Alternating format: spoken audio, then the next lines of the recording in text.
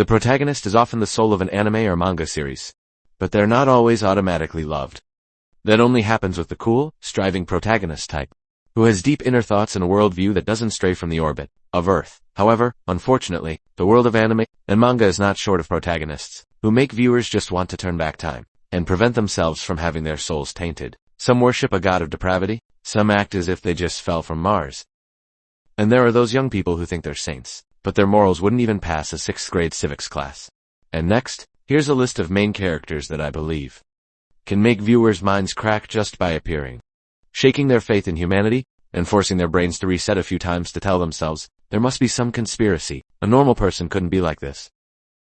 Among the main characters who leave readers speechless, Kiyasuke Katajiri from DS-chan is a prime example, because of the way this character drifts between wrong relationships, while always portraying himself as a pitiful person. He's a young man from the countryside who came to Tokyo for university, bringing with him a long-distance relationship with his girlfriend, Tran, and a pure heart. A pure heart, but his other heart wasn't. He had barely settled in Tokyo when Kiyasuke quickly hooked up with an older woman who was already married. Turns out, he knew he had a girlfriend, and she knew she had a husband. But somehow, they still agreed to it. Gasp. Even when his girlfriend came to visit. This guy would lull his girlfriend to sleep, then crawl over to the other woman's bed. Actually, from the very beginning, Kiyasuke didn't truly have feelings for Tran. This guy's love life was already distorted by his parents' perception.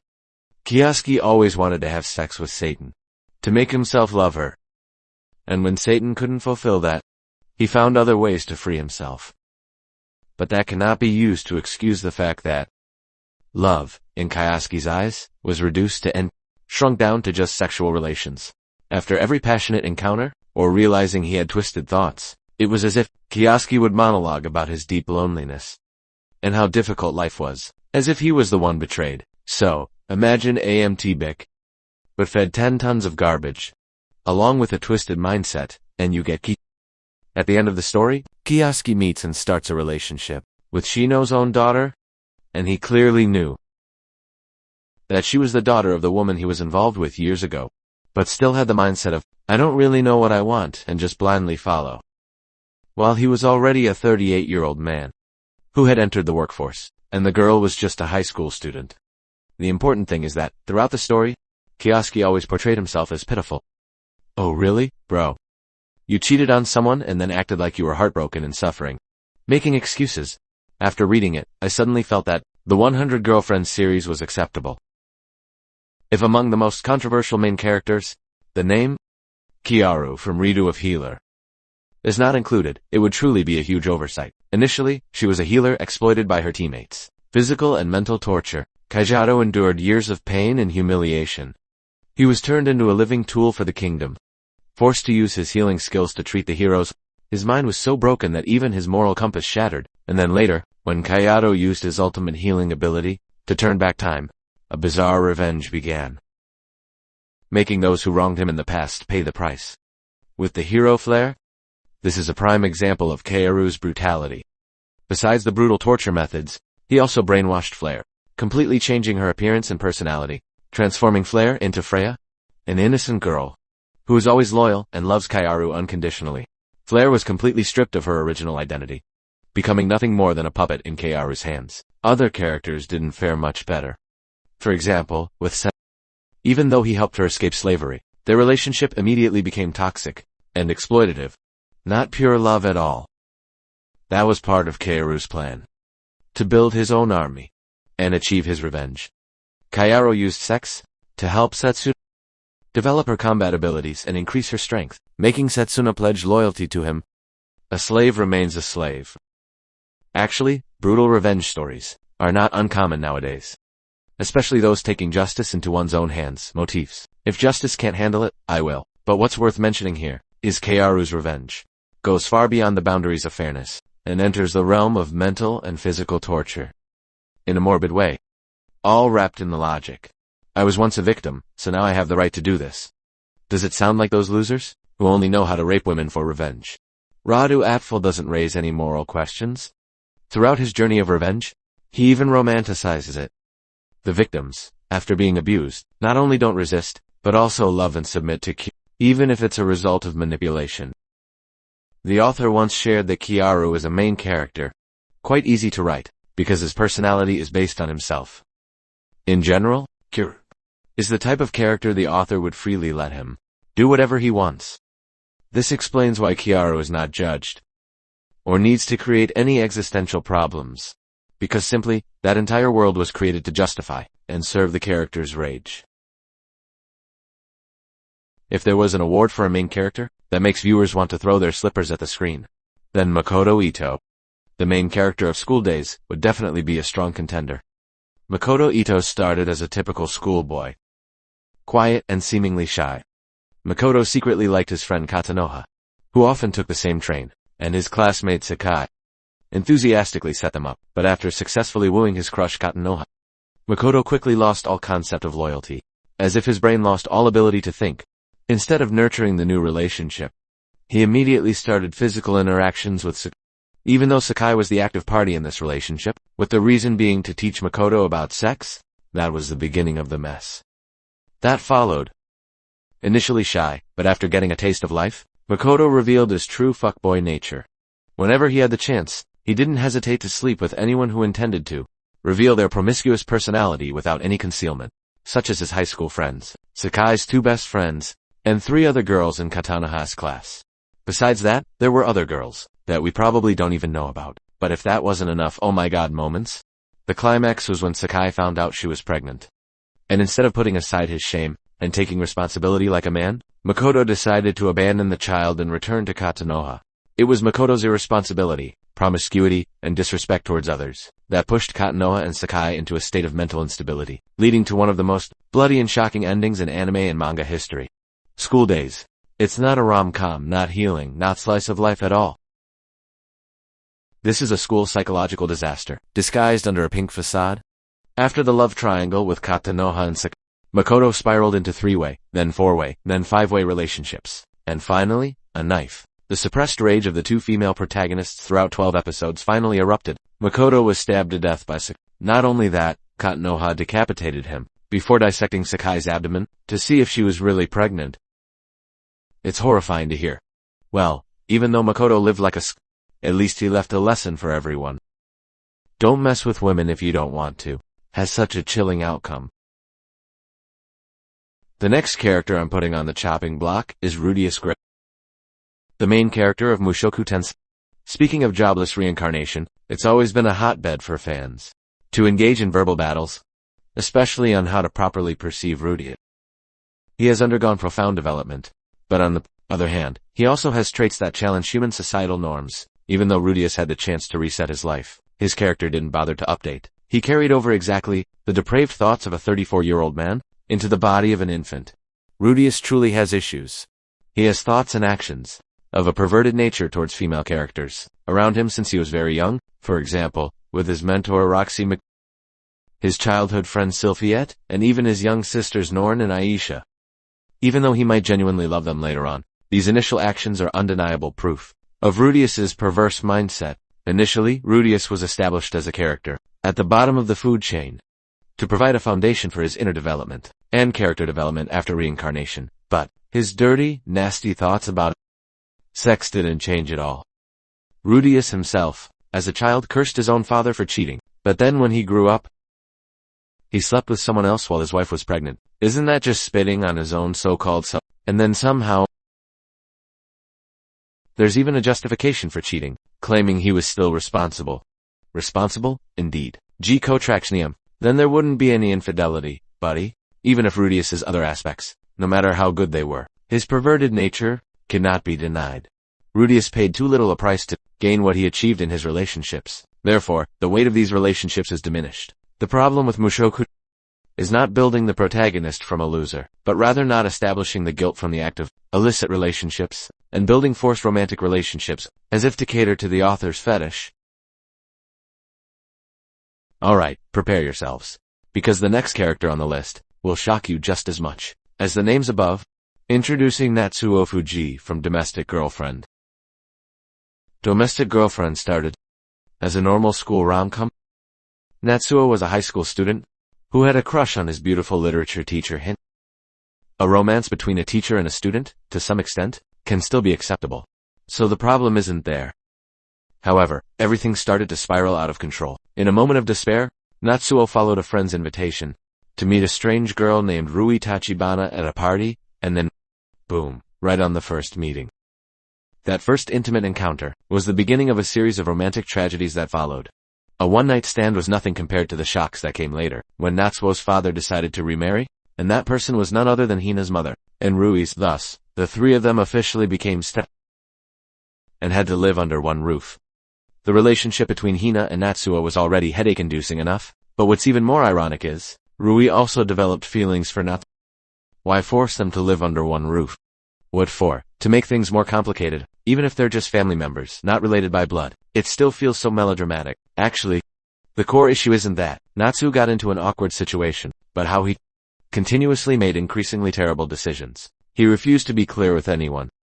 Especially the fact that Natsuo, even before he had clearly defined his feelings, got Rui pregnant? Domestic girlfriend. Truly had the potential to deeply explore themes of growth, trauma, and family and romantic relationships. But all of it was buried under Natsuo's stubbornness and indecisiveness.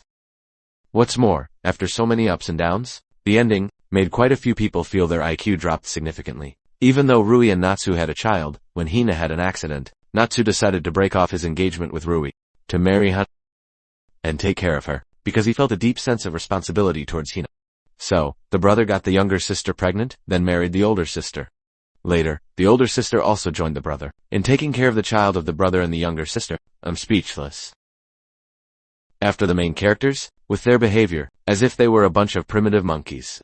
Let's move on to another type of annoyance, which mostly stems from the lack of plot progression, and the baffling passivity of the two main characters, Chizuru and Kazuya Kinoshita. Rent-A-Girlfriend. Rent-A-Girlfriend is not a love story, but a journey following a struggling man, grappling with his own uselessness. The story begins when the main character Kazuya gets dumped. After that, he decides to rent a girlfriend to cheer himself up. That's how he meets Mizuha, a beautiful, intelligent, and sensible girl. The kind of person a guy would normally cherish and try to become a better version of himself to pursue. But Kazuya is different. He chooses a very indecisive path, full of hesitation and self. He beats around the bush and acts as if he's in a never-ending drama. It's unbelievably drawn out and tedious. Kazuya constantly denies himself, thinking he's not worthy, then deludes himself when he sees Chizuru treating him kindly. It's fine to humble yourself a few times, but if he pulls out that same old trick every time, then he clearly deserves the rank of a total loser. Whenever there's a situation requiring decisiveness, for example, comforting Chizuru when her grandmother passed away, or clarifying misunderstandings with Rui, instead of making things clear, he chooses to do nothing. If you're already self-conscious at least, you should show people your efforts. Instead, Kazuya always makes incredibly bad moves. They say every pot has its lid. In this series, it's not just the main character who gets criticized, but Chizuru also frequently gets flack from the public. Theoretically, Chizuru is a very solid character. Independent, intelligent, with a clear dream of becoming an actress. She even saved Kazuya many times from some ridiculous situations. However, as the story progresses, Chizuru increasingly becomes a tool for creating drama. Instead of an independent individual, viewers gradually realize she knows Kazuya has feelings for her, and she knows the ambiguous situation is not good, but still maintain it season after season. Even though there are signs that she also has feelings for Kazuya, she is extremely passive in expressing or admitting them. She always waits for Kazuya to be the one to take the initiative, the one to make a move, while she herself retreats into the shell of a rental girlfriend. Chizuru and Kazuya are stuck in a fake relationship that drags on endlessly, unable to move forward or end. When these two elements combine, a romance story suddenly turns into a military slogan of marching in place. They've been marching in place for 300 chapters without making any real progress. Although Oharu Ride is a sweet and charming romance, this series also makes many viewers sigh, due to the unclear behavior of both Kaumabaki and Futaba Yoshi. He used to be a cheerful boy, but after his mother's death he became withdrawn and cold. Viewers can sympathize with that pain, but the way he acts towards those who care about him, especially Futaba, is extremely frustrating. He often pushes Futaba away when she tries to care for him. Even though he still shows concern and protects Futaba, he immediately denies his feelings, says harsh words, or pushes her towards others, only to become annoyed himself afterward. Even a tsundere has limits, right? His indecisive behavior is just like a child learning to love. Meanwhile, he willingly becomes a support. For another girl, Narumi, this fundamentally stems from his compassion. That's all. Because he understands the feeling of loss that Narumi is experiencing. But the problem lies in the way he comforts her. To an outsider, especially for Futaba, it's no different from a couple. Even though he clearly knows he likes Futaba, Narumi couldn't completely let go of her responsibility for her own feelings, just letting herself cling to him. Of course, AI also has the right to be hurt. AI also needs time to overcome the past. But the problem is, Futaba is not a therapist for her Narumi to constantly endure the distance he puts up. And the audience didn't sign up to watch a movie called Psychological Therapy with the Silent Guy. Of course, her Narumi's sadness is huge. But don't use that sadness as a wall to make everyone wait for her to mature. As for Futaba, she's sincere, straightforward, a bit clumsy, cute, and especially, she dares to express her feelings. But sadly, a large part of Futaba's journey revolves only around her Narumi clearly knows she's avoiding, she's hurting. She's being ambiguous, yet she keeps rushing forward as if love is a GPS. And her heart is a motorcycle without brakes. I can't understand how Futaba could see through that Narumi likes him. A normal person, after 3 times like that, would just give up. It feels like the author of this series jumped right into the story to tell Futaba outright all of her Narumi's thoughts. As a result, Narumi no longer seems like a character developing on her own. Next, let's talk about Vampire Knight. This is a series that was once very popular, with dazzlingly beautiful visuals and neck-biting scenes that made teen girls swoon. But behind the dazzling appearance, Vampire Knight is one of the most controversial works regarding the love triangle centered around the female protagonist, Yuki Cross. Yuki is a passive character almost throughout the entire work. Even though she is revealed to be a vampire, pure blood with superior power, Yuki rarely takes the initiative to do anything to direct her own destiny. She often waits for others to act first, waiting for Kanami to make a decision, waiting for Zero to fight, waiting for the supporting characters to sacrifice themselves. Meanwhile, she quietly stands on the sidelines, with a tormented inner self and falling tears. In the romantic storyline, Yuki also constantly finds herself in an ambiguous state, unclear with both male protagonists, Kanami and Zero. A major controversial point is Yuki's decision to marry Kanami, who is later confirmed to be her biological brother, even if it's only biologically speaking, even if one can cite the pure blood factor, and marry to maintain the bloodline. In the eyes of most modern readers, that is still not easily acceptable. Fortunately, there's the vampire reason. So the child isn't disabled, as would naturally be the case. More notably, this decision by Yuki was not built upon a solid psychological development process from both sides, but rather leaned towards old feelings from Yuki's childhood. It was more like repaying a savior than mature love. Finally, after Yuki had a child with Kanami, Kanami went into hibernation. Yuki and Zero were together and also had a child. After Zero passed away, Yuki sacrificed herself again for Kanami to become human, and Kanami continued to live a mortal life, along with Yuki's 2 children. One is her own child, and the other is Zero's child. Oh man, imagine a girl giving birth for 2 men. 2 children, mind you. Isn't that like devolving back to feudal times? That personality is as if Yuki just used Zero to fill the void during Kanami's absence. Instead of a clear ending, the author left everything vague, like smoke, making people feel that Yuki didn't truly choose anyone, but merely bestowed affection upon both. After these romantic tragedies, we'll move on to a protagonist with a completely different obsession. Aquamarine, Hoshino and Oshino Keo. Aqua was reincarnated with memories of his past life as an obstetrician. He was a huge fan of the idol Hoshino AI, who was also his biological mother in this life. After witnessing being murdered right before his eyes, and suspecting his father was involved, he delved into the entertainment industry to find clues about his mother's killer, thereby exposing the dark side of showbiz. But instead of revealing the raw truth of showbiz, I feel Oshino is more like exposing Aqua's dark side. Aqua doesn't even have any connection to acting anymore. All he does is say things like, "I only act for revenge." That makes his entire motivation and methods disjointed from the overall theme of the series. Suddenly Aqua becomes a character who only mutters a few lines about the entertainment industry to fit the story's setting, then disappears to do dark things with the adults. Just that alone makes I lose all emotion whenever I see him perform, because it's no longer a journey to achieve something, but just a resentful labor. Forced and unpleasant, with a gloomy plot like an emo boy saving fate. Obviously, Aqua will readily manipulate and exploit others to achieve his goals. He enters relationships just to exploit information, or their social influence. With Okaine or Kana, even though he clearly knows they have feelings for him, he still maintains an indifferent attitude, only seeing them as tools in his revenge plan. Overall, it's quite bad, because the girls around him genuinely care for him. He even willingly revealed the truth about their family's identity to the press to save Kana's scandal. Because of that incident, Ruby was very angry and felt betrayed by Aqua, and he showed no respect, even to the person who was both an idol and his mother. Sacrificing others is one thing, but Aqua also dragged himself to the bottom. He carries a mindset of self-inflicted mental torture, very heavily. The problem is, no one told Aqua to do that. His sister Ruby or Kana, and Aka all want Aqua to live a normal life and move on from his painful past. But Aqua stubbornly believes that if he doesn't get revenge, everything will be a mess. That mindset sounds noble, but in reality, it's a clear sign of a twisted and selfish mentality. Anyway, next, we'll move on to a main character, whose repulsiveness isn't in his power or obvious malice, but in his apathy, an indifferent attitude, and a hypocritical personality in the face of horrific crimes. Introducing Tamahiro Michiya from Death Note.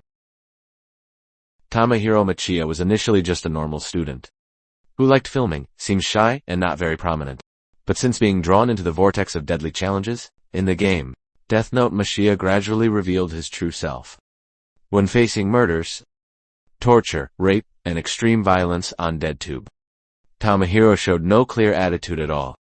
At first, he was indeed scared and shocked by those gruesome bloody scenes, but later on, Michiya increasingly showed that he began to adapt to this twisted world by enjoying it. No longer showing remorse or hesitation, he began to actively plan scenarios and cooperate to kill people, setting up frames with perfect camera angles. There were even times when Michiya showed pure fascination, the feeling of witnessing others writhing in front of his camera. Michiya accepted this insane world as a reality that couldn't be changed, and sought his place within it by filming the worst things. In other words, instead of resisting, he chose to immerse himself in the darkness, becoming an accomplice with his friend Michiya. This girl is also a sick beast. In fact, no one in the entire series is normal. Throughout the series, Michiya did nothing significant except cooperate with Michiya to kill people and film it. Michiya always had to depend on her to survive in the world of DeadTube. But whenever he made a plan, Michiya would put on a scared face, timid as if forced by someone, while he himself enjoyed it no less than Michiya. Not only that, after witnessing enough scenes of murder, rape, and inhumane torture, he had a moment of realization, declaring that he would stop this sick game, find the one behind DeadTube and destroy it. It sounds like a redemptive turning point, a glimmer of conscience left amidst the darkness. However, by the end of the story, he also said he would return to DeadTube. So what exactly does Michiya want? What does he want here? Why is he so contradictory? After characters with dark revenge motives, or tangled romantic relationships, we will move on to the protagonist of a shonen series, the famous Izuku Midoriya from My Hero Academia. From the very beginning, Deku's journey lacked any initiative, especially in how he received his power. From start to finish, Deku was always in a passive, powerless state, then given one for all by All Might as a gift.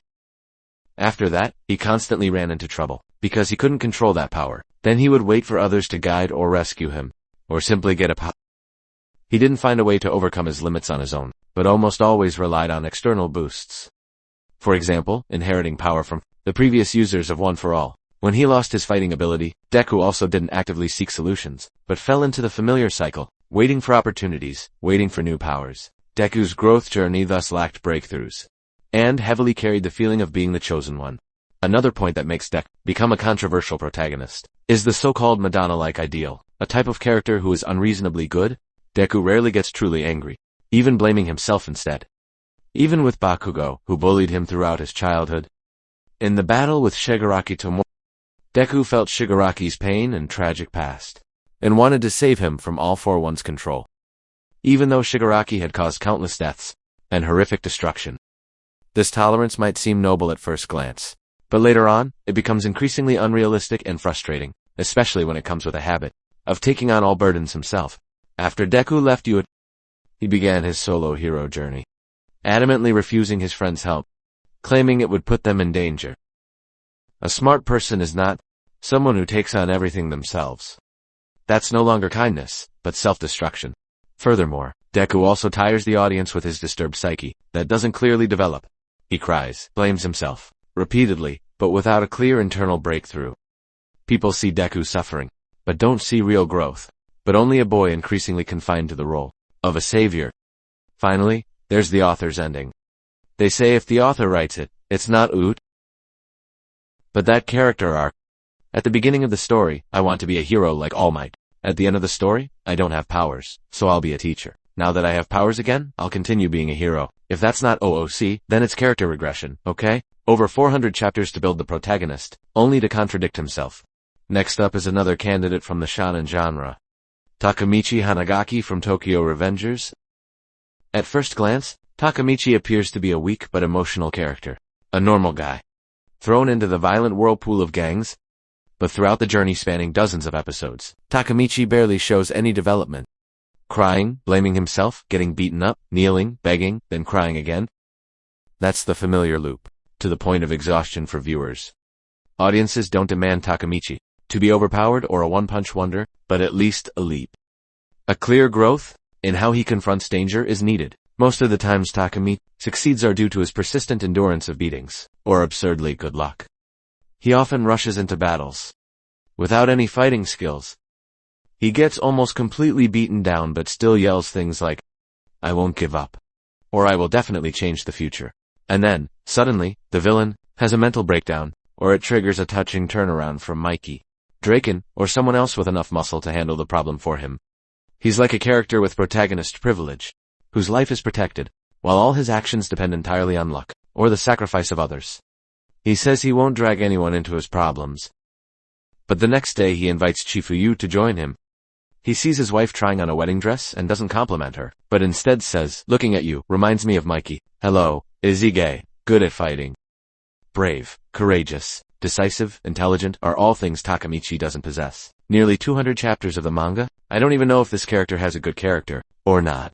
Not to mention, when the wedding was approaching, he couldn't handle anything, and left everything to his wife. Even for the wedding dress money, he had to let his wife ask her best friend for a discount. If you call him a loser, he gets offended. Even after traveling through time many times to fix his mistakes, Takemichi still acts indecisively, lacking strategy, and has almost no practicable abilities other than kindness. Even when placed in a leadership role, or given a chance to take control, Takemichi couldn't make any strong decisions, but only relied on the vague belief that "I will save everyone."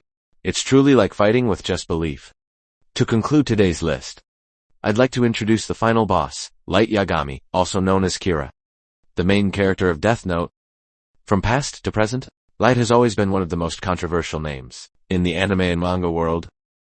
Unlike characters who are frustratingly naive or passive, Light is the complete opposite.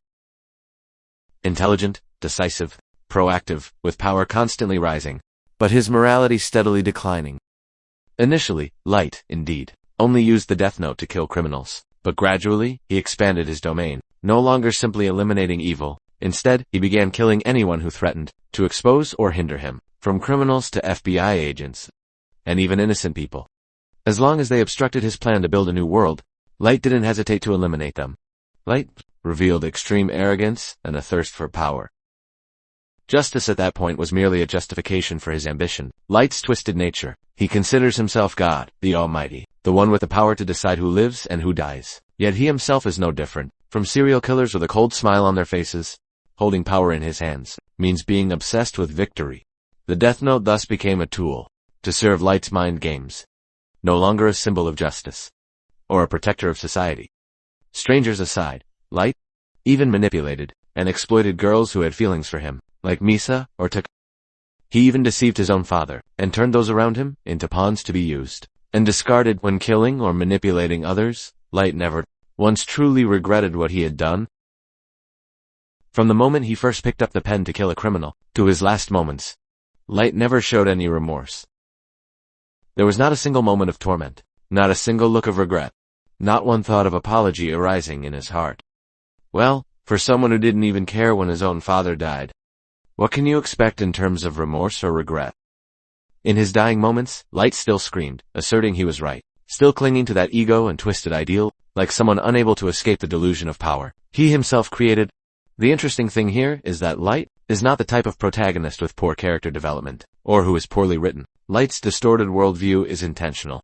The author doesn't force the audience to fully side with Light, but rather, through the story indirectly condemns that selfish ideology. Light represents a corrupted ideal, where intelligence and power, not controlled by morality, but driven by arrogance and a thirst for power. Even though Death Note ended long ago, this character has always been on the list of the most controversial main characters of all time, due to the long-lasting impact on worldview that Light created. All the characters mentioned above, from those who are frustratingly passive, to those with genius minds, who slipped into darkness, all have one thing in common. They are protagonists, but they never make us feel anything good. And perhaps that's what makes them special. Because anime isn't just about good people. It's not just about characters with brilliant ideals and radiant smiles. The world of fiction is also like real life. There are people who make us admire them, but there must also be those who spark controversy. So, even if they make you incredibly annoyed, these protagonists still contribute to creating a more diverse picture for the world of anime and manga. And whether you love or hate them, at least, they have made us feel something. What about you? Who is the flawed protagonist that makes you so angry that you get